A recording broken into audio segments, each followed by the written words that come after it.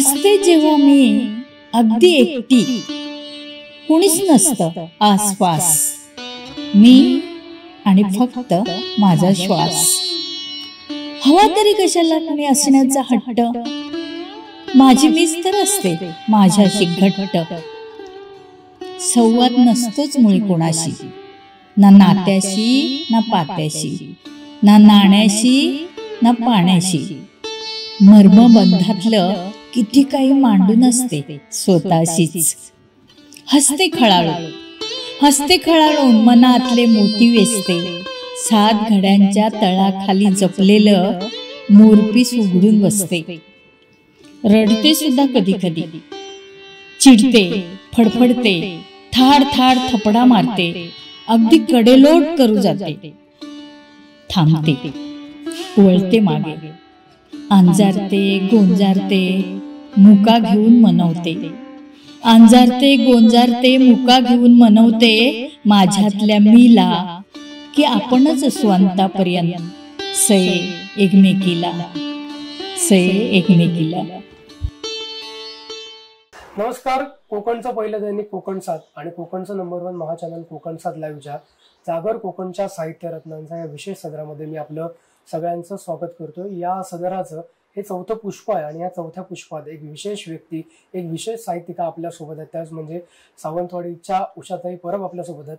ताई, आपलं खूप खूप स्वागत या विशेष सदरामध्ये. तुमच्याबद्दल बोलायचं म्हणजे अगदी तुमचे काव्यसंग्रह सुद्धा आहेत, कादंबऱ्या आहेत, नाटक, एकांकिका आहे, बाल साहित्य आहे, कथा आहेत. म्हणजे जेवढं बोलावं तेवढं कमी आहे. आणि विशेष म्हणजे त्याची निवड ही जागतिक स्तरावर, आपल्या राज्यस्तरावर सुद्धा झालेली आहे आणि अनेक पुरस्कार पण तुम्हाला मिळालेले आहेत. तर याच संदर्भात सुरुवात करत असताना अगदी काव्यसंग्रह असतील, कथा असतील, नाटक, एकांकिका किंवा कादंबऱ्या सुद्धा 2 तुमच्या आलेल्या आहेत, प्रकाशित झालेल्या आहेत, किंवा कुसवासारख्या कादंबरीवर आता सिनेमा सुद्धा येणार आहे. तर हे सगळं तुम्ही कसं शक्य करू शकला? कारण अगदी हिंदी असेल किंवा अर्थशास्त्र असेल या विषयात तुमची मास्टरी आहे. हे करत असताना साहित्याकडे तुम्ही कशा वळला? असा गमतीचा प्रश्न बऱ्याच वेळा विचारला जातो की तुम्ही अर्थशास्त्र आणि तुम्ही साहित्याकडे कसं. तर असं काही नसतं. बरेच डॉक्टर सुद्धा उत्तम साहित्यिक आहेत. आणि ही बीज कशी नकळत आपल्यात रुजत जातात ना, ते आपल्यालाही कळत नाही. पण आपला एक हे तयार होतो, असा प्रवाह तयार होतो खरा. मला वाटतं ही सुरुवात माझी हायस्कूल पासून झाली असावी.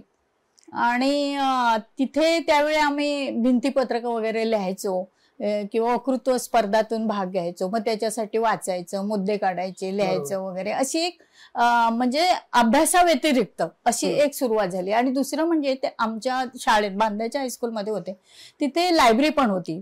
ऑफ पिरियडला पुस्तकं वाचायला दिली जायची आणि तुम्ही काय वाचलं ते उद्या सांगा. तर ह्याच्यातून ती नकळत सुरुवात झाली असावी असं मला वाटतं. आणि कॉलेजमध्ये तर मला अगदी पोषक वातावरण सगळं वाटलं. म्हणजे त्यावेळी सगळ्याच ह्याच्या NCC असेल, थिएटर युनिट असेल, NSS असेल, गेम्स, सगळ्या ह्याच्यात मी सहभागी होत होते. मला तेवढा वेळही मिळत होता. आणि त्यावेळी आता सारखे टीव्ही नव्हते, पण आकाशवाणी केंद्र होती. पण आपल्या जिल्ह्यामध्ये नव्हतं. आता रत्नागिरीत आहे ना, ते नव्हतं त्यावेळी. पण पणजीला होतं, गोव्याला. आणि त्यावेळी श्रुतिका खूप कौतुकाने ऐकल्या जायच्या, श्रुतिका सादर व्हायच्या त्यावेळी. आणि मी त्या करत होते, म्हणजे त्याच्यासाठी मी लिहित होते. आणि पणजीला आणि मागणी पण असायची.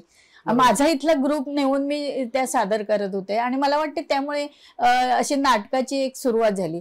मी त्यावेळी एकांकिका लिहिलेल्या. आमच्या कॉलेजमध्ये जेव्हा हे व्हायची आपली काय म्हणतो आपण त्याला, संमेलन, त्यावेळी संमेलनात सादर करायला मी लिहिलेली एकांकिका पण सादर झाल्या, मालवणी. आणि त्यावेळी ते इतकं मालवणी एकांकिका गाजली की पुढे येऊन मी त्याचं नाटक बनवलं. आणि त्या नाटकाचे पण बरेच प्रयोग झालेत.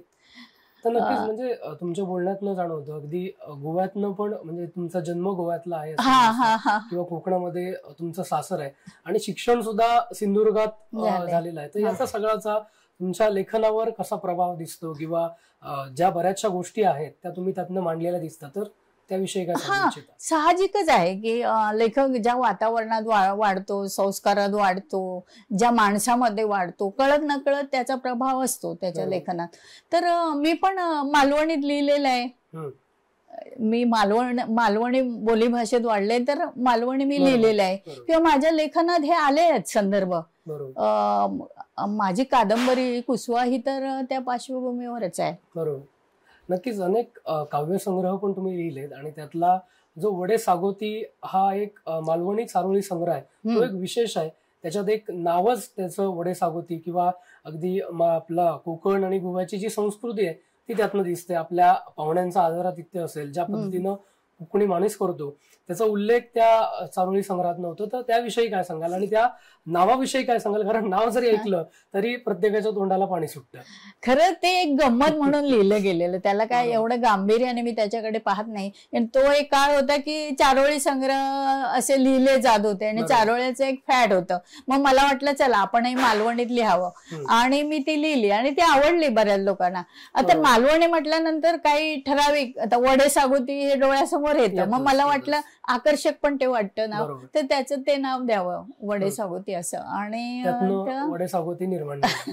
तर ते नाव मी दिलं. आणि अनेक खूप आधी लिहिलं मी हा, ते, सुरुवातीला लिहिलं होतं. अगदी कविता म्हणजे हा. प्रत्येक साहित्यिकाची जी सुरुवात म्हणजे असते ती कवितेतनं बहुधा होते, तशीच कवितेतून तुमची असते. झाली. बरोबर. हा हा ते साहजिक आहे. आणि तो काळ असतो बरोबर. कविते लिहिण्याचं, ते वय बरोबर. असतं. बरोबर. तर तशी ती सुरुवात झाली. बरोबर. त्यातलं एखादी चारोळी आठवते का? अच्छा, 2 चारोळी तुमच्यासाठी म्हणते. इरडाची चटणी आणि बांगड्याचा तिकला. इरडाची चटणी आणि बांगड्याचा तिकला, सवाकलेल्या बामणान हिमान आपला ऐकला. दुसरी एखादी चारोळी म्हणते. नलग्याच्या कानात हल्ली सोन्याचे डूल हलतात. नलग्याच्या कानात हल्ली सोन्याचे डूल हलतात. आता कळला बाळग्या माका, राशीतले नारळ कसे सरतात. नक्कीच तुम्ही अनेक नाटकं पण लिहिलेली आहेत की जसा तुम्ही उल्लेख केला, अगदी कॉलेज जीवन, शालेय जीवनातनच नाटक करणं आणि लिहिणं अशी तुमची सुरुवात झालेली दिसते. अनेक एकांकिका पण तुम्ही लिहिल्या. हो हो. आणि ज्यावेळी ही नाटकं किंवा ह्या एकांकिका अगदी रंगमंचावर उभ्या राहतात, तेव्हा एक लेखिका म्हणून तुमची काय भावना असते? अरे खूप छान वाटतं, खूप छान वाटतं. आणि बरीच नाटकं ना, मला सांगायला आवडेल की मी वेंगुर्ल्यात काही वर्ष होते, तिथल्या कॉलेजला पण मी लेक्चरर म्हणून होते. आणि त्यावेळी आमचा एक लेडीज ग्रुप तयार झालेला होता आणि त्याच्यासाठी राज्यस्तरीय स्पर्धामधून आमचा ग्रुप समोर ठेवून मी एकांकिका लिहिल्या. आणि खरं ती एकांकिकेची ती तशी सुरुवात झाली. 3-4 एकांकिका मी तशा लिहिल्या आणि आम्ही भरपूर पुरस्कार मिळवले. इथे पण ती बक्षीस आहेत. तर त्या एकांकिका मी लिहित होते आणि मी दिग्दर्शित करत होते. आणि मी स्वतः त्याच्यात हे भूमिका पण करत होते. म्हणजे लेखिका, दिग्दर्शिका, अभिनय, असं हे झालं. आणि त्याच्यामुळे लिहिताना ह्या गोष्टीचा मला फायदा होतो. मी स्वतः अभिनय केलाय किंवा त्यात काम केलंय, त्याचा मला फायदा होतो. आणि ते झालं. आणि त्याच्यानंतर मी लिहित गेले आणि त्याचा उपयोग होतोय, कारण मी 2 त्याची पुस्तकं आली माझी एकांकिका संग्रह. आणि ते कुठे कुठे स्पर्धामधून होतात राज्यस्तरीय. आता हे मला कसं वर्षाला 2-3 तरी होतात महाराष्ट्रात, कुठे कुठे गोवा. आणि त्यांची मला परवानगीसाठी जेव्हा पत्र येतं तेव्हा मला कळतं की होत आहे आणि मला खूप बरं वाटतं. इव्हन मी मुलांसाठी लिहिलेल्या एकांकिका आहेत, त्या मोठ्या स्पर्धातून होतात. बरोबर. कुसवा सारखी कादंबरी तुम्ही लिहिली आणि त्याला अनेक पुरस्कार देखील मिळाले. त्याचबरोबर त्या कादंबरीची निवड ही सिनेमासाठी झालेली आहे आणि त्याच्यावर सिनेमा सुद्धा होतोय, तयार झालेला आहे, शूटिंग झालेलं आहे. कधी येतोय लवकरच तो भेटीला सुद्धा येईल प्रेक्षकांच्या आणि तो लवकर यावा हीच सगळ्या प्रेक्षकांची इच्छा. कारण आमच्या कोकणातल्या एका महिलेने लिहिलेल्या कादंबरीवर जेव्हा सिनेमा होतो तर नक्कीच कोकणवासियांसाठी पण ती अभिमानाची बाब आहे. तर काय सांगाल त्या कादंबरीबद्दल आणि त्या कादंबरीवर जेव्हा सिनेमा येतो तेव्हा तुमची काय भावना असते? ही कादंबरी मी लिहिली म्हणण्यापेक्षा मी ती जगले. अगदी बालपणापासून अनेक प्रश्न माझ्या मनात होते ना, मला ते कुठेतरी मोकळे करायचे होते. आणि ही माझी पहिली कादंबरी आहे. त्याच्यानंतर मी अचिंत्य अध्याय लिहिली आणि असं मला वाटलं की हे मी कादंबरीतच एवढ्या मांडू शकेन. एक विस्तृत तो हे असतो, कॅनव्हास असतो. तर असे अनेक प्रश्न, म्हणजे माझ्या लहानपणी आमच्या माहेरी शेती बागायती होती, मोठी शेती बागायती, त्यामुळे शेतमजूर असायचे, बऱ्याच बायका पण असायच्या. तर त्या आपापसात बोलताना मी ऐकायची, त्यांना पाहायची, त्याच्याबद्दल विचार करायची. त्यावेळी मला त्याचं गांभीर्य नाही कळलं, तरी नंतर कळायला लागलं, त्यांच्या बोलण्याचा अर्थ लक्षात यायला लागला. आणि असे केवढे तरी प्रश्न ह्या मजूर बायकांसमोर आहेत जे मांडले गेले नाहीये. अगदी तुम्हाला गंमत सांगते, पावसात त्या अशा भिजून कुडकुडून, त्यावेळी इरली असायची आणि त्या अशा भिजून कुडकुडून यायच्या आणि कोणीतरी गरम पाणी घरात करून ठेवलेलं असेल तर ते भडाभडा अंगावर ओतायचं. हा सुद्धा केवढा एक आनंद असायचा त्यांच्यासाठी. किंवा त्यावेळी कुठेही शेतात भातात काम करत असताना तिथे पुरुष पण असतात, नांगरणी करत असतात किंवा खोरं घालत असतात. आणि मग तिथे असं काही आडोसा पण नसतो, मोकळी शेतं असतात, 12-12 तास बायका काम करत असतात. पुरुषांना प्रॉब्लेम नसतो, ते कुठेही बाजूला जाऊन प्रातविधी आटपू शकतात. पण बायकांच्या बाबतीत असं नाही. मग दिवसभर त्यांचा लघवीचा प्रश्न किंवा एमसीचा प्रश्न किंवा तान्ही बाळं घरात असताना त्या बायका अशा काही त्या वर्ष घरात थांबू शकत नाही. 3-4 महिने झाले की ते शेतात जातात आणि दुभती बाळं असतात घरात. ती बाळं दुधासाठी तडफडत असतात आणि इकडे आया छाती भरून येतं म्हणून तडफडत असतात. आणि मग ते भरून आलेलं असह्य व्हायला लागलं, ते मातीत ते पिळायला लागतात. तर हे सगळे प्रश्न हे खरं खूप गंभीर आहेत. आणि ते काय, जरी मी पार्श्वभूमी कोकण निवडली असेल, कोकणातलं म्हणून, तर हे ऑल ओव्हर सगळीकडे बायकांना येणारे, मजुरांना येणारा हे प्रश्न आहेत. तर हे विशेषतः बायकांचे मी प्रश्न मांडलेले आहेत. आणि त्याच्यात एक खुळाबाया म्हणून अशा वेड्या किंवा अशा बायका फिरत असताना त्याचा कसा फायदा घेतला जातो. मग ती असे गरोदर राहते, उघड्यावर पोर जन्माला येते. म्हणजे हे फार तुम्ही वाचलात तर असं काळजाला झोंबेल तुमच्या. तर हे मी प्रश्न मांडलेले आहेत. त्याच्यातला जो हिरो आहे गजा, हा कसा वाया गेलेला आहे आणि कसा वासनाने हे झालेला आहे. तर हे सगळं त्या कादंबरीत तुम्हाला, आणि मी हे थोडं धाडसाने लिहिलंय, कारण बऱ्याच जणांनी म्हटलं एवढं तू धाडसाने लिहिले, हे पेलवेल का तुला. ह्याला आपल्या तारा भवळकरने प्रस्तावना दिली. खरं त्यात मला असं म्हणाल्या होत्या, माझ्याच कादंबरीतलं एक वाक्य आहे त्या खुळ्या बायासाठी, की खुळ्या बाया हे कसं निभावून नेशील तू, ह्या कसा तू निभावून नेशील. त्याच्यात ना मी संवादाची भाषा आहे ही मालवणीच आहे आणि बहुतेक संवादातूनच ती कादंबरी पुढे गेली. आणि म्हणून ह्यांना त्याचा पिक्चर काढावा असा वाटला ना, तो हे सगळे प्रसंग आहेत. आणि शिवाय ते नक्कीच, म्हणजे महिलांचे रोजचे जे काही प्रश्न समस्या आहेत हे तुम्ही कुसवादनं मांडले. आणि त्यावेळेचे जे सामाजिक प्रश्न आहेत पलीकडचे आपल्या भोवतालचे, ते पण, जसं की पारधीच आहे, तिथे शिकारीला जातात आणि मग गोळी चुकून लागते आणि तो हे मरतो वगैरे, ही गोष्ट असेल. किंवा शिरोड्याचं ते खाणकामातून बऱ्याच लोकांच्या अंगावरून ते ट्रक वगैरे गेलेले आहेत, किंवा रस्त्यांची कशी नासधूस चाळण झालेली आहे, ह्या गोष्टी. किंवा त्यावेळी जे एन्रॉयचा प्रश्न त्यावेळी चालू होता, तर हे काही हे सामाजिक प्रश्नही मी त्याच्यात आणले आणि ते असे गुंफून घेतलेत. तुम्हाला असं ते वेगळं नाही, एका कथेत ते असे मिसळून गेलेले. त्याचमुळे त्याची निवड ही कदाचित सिनेमासाठी झाली असेल आणि तोही लवकरच आपल्या भेटीला येईल. हे सगळं होत असताना म्हणजे भारतातलं मुंबईत भरलेल्या ज्या विविध भाषिक स्त्रियांचं संमेलन होतं त्यामध्ये तुम्ही लिहिलेल्या नाटकांची निवड झाली आणि तिथे त्याचं वाचन झालं किंवा चर्चा झाली त्यावर.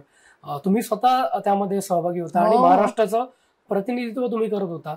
काय वाटतं भारताचं, आणि भारताचं, कारण जागतिक परिषद होती ती. आणि मला खरंच बरं वाटलं फार. ते अनुभव सुद्धा खूप मोठा होता की जगातल्या सगळ्या स्त्रिया होत्या त्या ठिकाणी. आणि मी वाचन केलं त्या स्क्रिप्टचं आणि त्याच्यावर चर्चा झाली. अर्थात त्याच्यावर चर्चा करणारे मराठी हिंदी येणारीच लोक होती, कारण बाहेरच्या वेगवेगळ्या भाषातल्या स्त्रियांना काय त्याच्यातलं कळणारं नव्हतं. आणि मग त्याच्यावर चर्चा झाली. आणि मला सांगायला आवडेल की रवींद्र नाट्य मंदिरमध्ये त्याचा प्रयोगही झाला स्पर्धेसाठी त्या नाटकाचा. बरोबर. मायामरण येते नाटक होतं.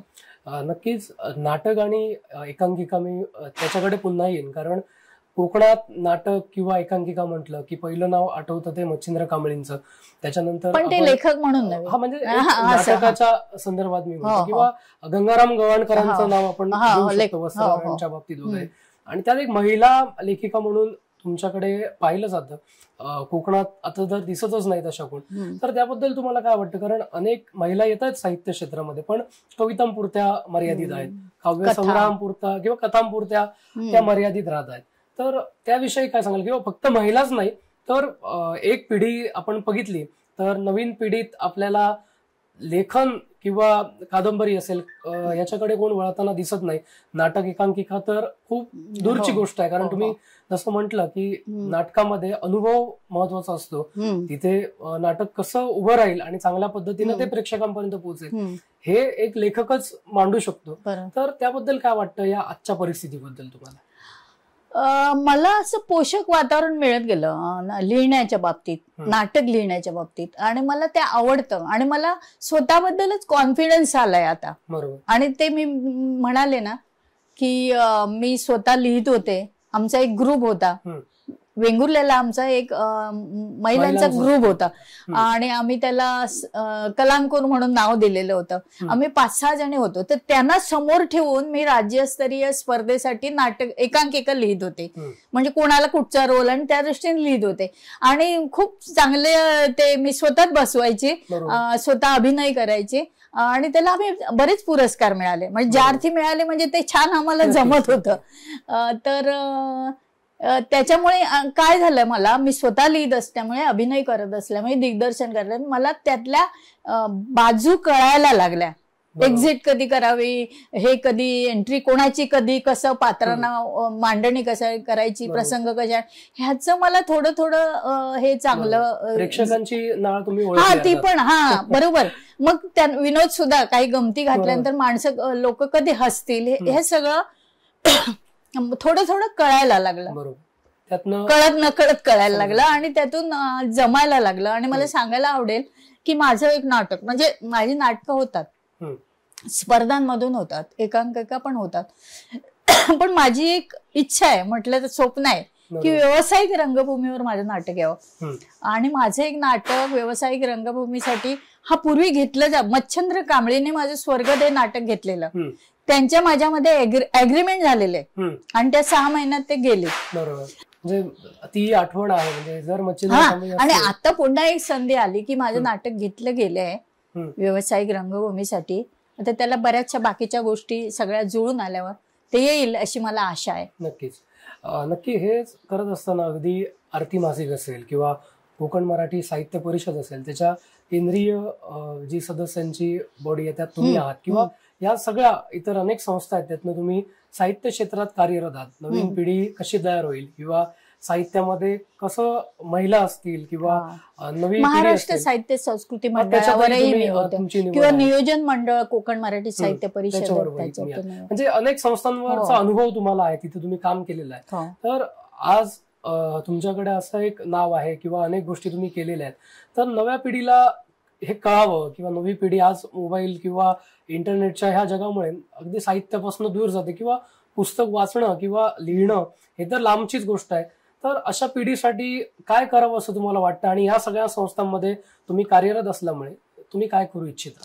ऑलरेडी मी करते. म्हणजे महत्वाचं सांगते की मला महिलांसाठी काहीतरी, जेव्हा जनरल असतं महिला पुरुष अशी संमेलनं वगैरे असली तर तुम्ही बघाल की कवी संमेलन असेल तर 2-3 बायका असणार आणि 15-20 पुरुष असतात त्या ठिकाणी. किंवा वक्तृत्व स्पर्धा नाही मी म्हणत, हे असेल कार्यशाळा असेल किंवा कुठे चर्चासत्र असेल तर त्या ठिकाणी लेडीज फार कमी असतात, व्यासपीठ फार दिलं जात नाही. मग मला असं वाटायला लागलं की हे व्यासपीठ आपणच निर्माण करायला पाहिजे. आणि म्हणून मी गेली 16 वर्ष निमंत्रिताचं विभागीय कवयित्री संमेलन या ठिकाणी घेते म्हणजे आरती मासिक ने ही जबाबदारी माझ्यावर सोपवली आहे आणि आरती मासिक त्याच्यावरचा खर्च करते. आणि कोमसाप माझंच आहे, लायब्ररी आमचीच आहे, म्हणून लायब्ररी आणि याचा एक आम्ही त्याचाही नाव घेतो, एक सहकार्य घेतो आणि हे उत्तम, मला ह्याचं समाधान आहे. आणि तुम्ही बघाल तर आता 17वं हे कंटिन्यू 17 साहित्य निमंत्रितांची घेणं ही सोपी गोष्ट नाही आहे. महाराष्ट्र, गोवा आणि कर्नाटक ही जवळच्या राज्यातून अगदी नामवंत कवयित्रींना आम्ही बोलवतो. अगदी अरुणा ढेरे ज्या अखिल भारतीय साहित्य संमेलनाच्या अध्यक्षा झाल्यात, मला अभिमान वाटतो की आमच्या ह्या संमेलनाच्याही त्या अध्यक्ष होत्या. किंवा नीरजा असेल, प्रज्ञा पवार असेल, उषा मेहता असतील, मोठी मोठी नावं आहेत. ही लोक ह्या संमेलनाला अध्यक्ष म्हणून आलेली आहेत. आणि शिवाय इथले जे आमच्या सिंधुदुर्गातील कवयित्री आहेत, दरवर्षी 10 कवयित्रींना आम्ही निमंत्रित करतो आणि एवढ्या मोठ्या कवयित्रींबरोबर त्यांना व्यासपीठ देतो. तर त्याचाही त्यांना फायदा होतो आणि आम्ही सन्मानाने बोलवतो, असं या आणि कविता वाचा आणि असं आम्ही सन्मान करतो, मानधन देतो आणि खूप चांगलं ते संमेलन होतं. आता जानेवारीत असेल, तुम्ही जरूर या. आणि त्याची माउथ पब्लिसिटी खूप छान झाली. आणि तुम्हाला सांगू का, इथे सुरुवात झाली आणि मग माधवी देसाईने गोव्यात ते सुरू केलं, महिला संमेलन. नक्कीच एक विशेष आहे आणि महिलांसाठी असतं आणि एक महिला त्याच्यासाठी तुम्ही पुढाकार घेता आणि निमंत्रित कवयित्री या त्या संमेलनाला येतात. आणि 16 वर्ष ही काही साधी गोष्ट नाही. आणि विशेष म्हणजे सावंतवाडीत ते होतं आणि 17वं आता तुम्ही म्हटलं जानेवारीत होत आहे. जबाबदारी तुमच्याचकडे असणार आहे. काय वेगळेपण असेल, काय विशेष असेल या 17व्या संमेलनामध्ये? विशेष असं नाही, म्हणजे दरवर्षी आम्ही बोलवतोच आणि वेगवेगळ्या बोलवाव्या लागतात, त्या पण शोधाव्या लागतात की. आणि शक्यतो वेगवेगळ्या भागातून, कोल्हापूर असेल, सांगली असेल, मुंबई, पुणे, अशा वेगवेगळ्या भागातून ते. आणि अलीकडे आम्ही असं सुरू केलं, जे महिलांच्या अशा संस्था असतील त्यांचा सन्मान करायचा. बरोबर.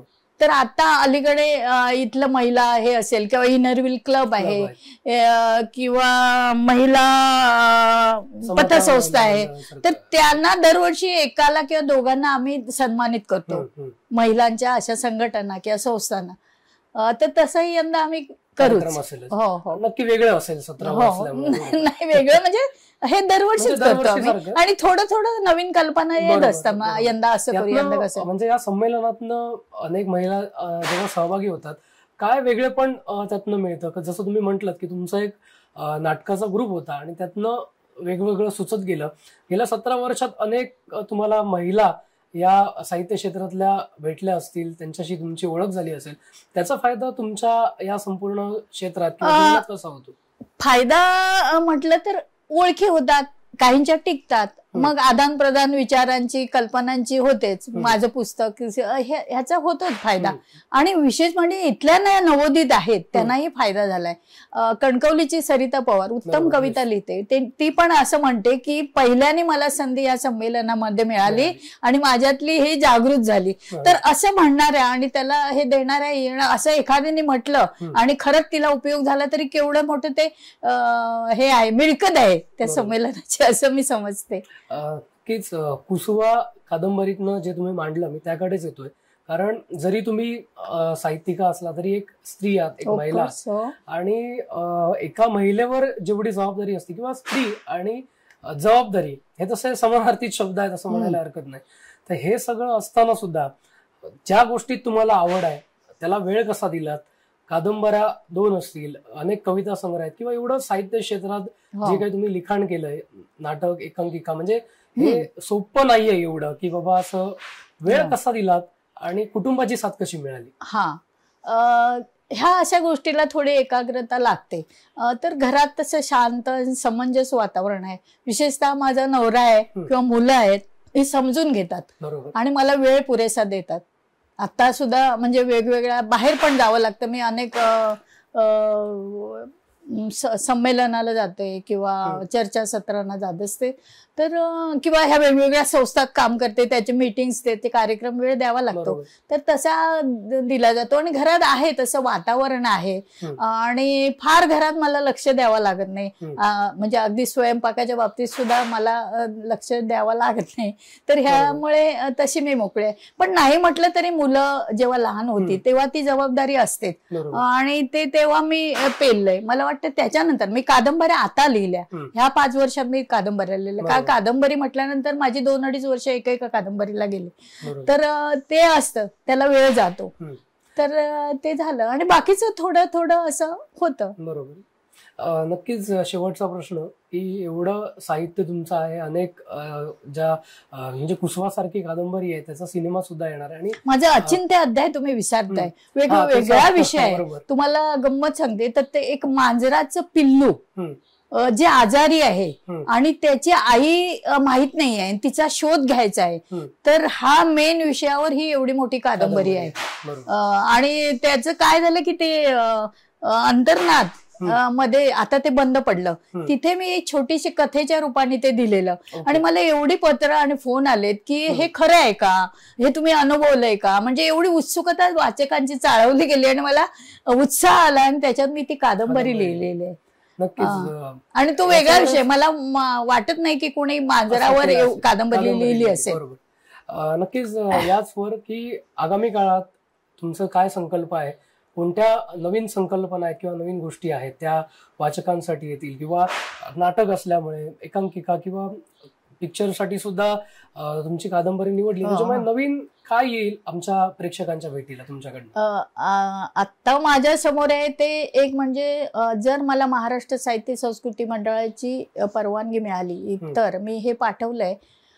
तर मी विद्याधर भागवत, समग्र विद्याधर भागवत त्यांच्यावर एक ग्रंथ लिहू इच्छितो. म्हणजे जर मिळाली परवानगी तर मग ते अनुदान मिळतं आणि हे सगळं. तर तो एक मोठा ग्रंथ त्यांच्या सर्व साहित्यावर आणि ह्याच्यावर समीक्षात्मक लिहिला जाईल.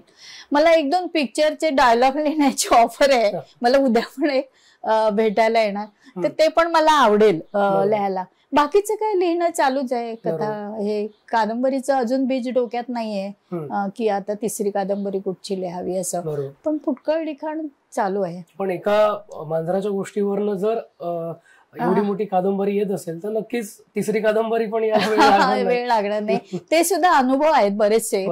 प्राणी पाळायची आम्हाला आवड होती. माझ्या मोठ्या मुलाला, क्षितिजला पण आहे. मग त्याने इथे प्राण्यालय तयार केलेलं होतं पूर्वी. तर ते अनुभव, ती निरीक्षण ही होती सगळी, त्याचा उपयोग मला झाला. ते नक्कीच. आपण आपला बराच वेळ दिला आणि असा दिलखुलास असा संवाद साधला, त्याबद्दल आपले खूप खूप धन्यवाद. तुमच्या माध्यमातून अशीच नाटकं, एकांकिका या येवत, अगदी कुसवासारखी कादंबरी ज्यातनं आमच्या इथल्याच नाही तर संपूर्ण जगातल्या महिलांचं दुःख, त्यांच्या व्यथा आहेत त्या तुम्ही मांडलेल्या आहेत. त्याच पद्धतीनं अशा अनेक कादंबऱ्या तुमच्याकडनं येवत आणि त्याचीच निवड अशीच वेगवेगळ्या सिनेमांसाठी हो, हीच सदिच्छा या ठिकाणी व्यक्त करतो. आणि धन्यवाद.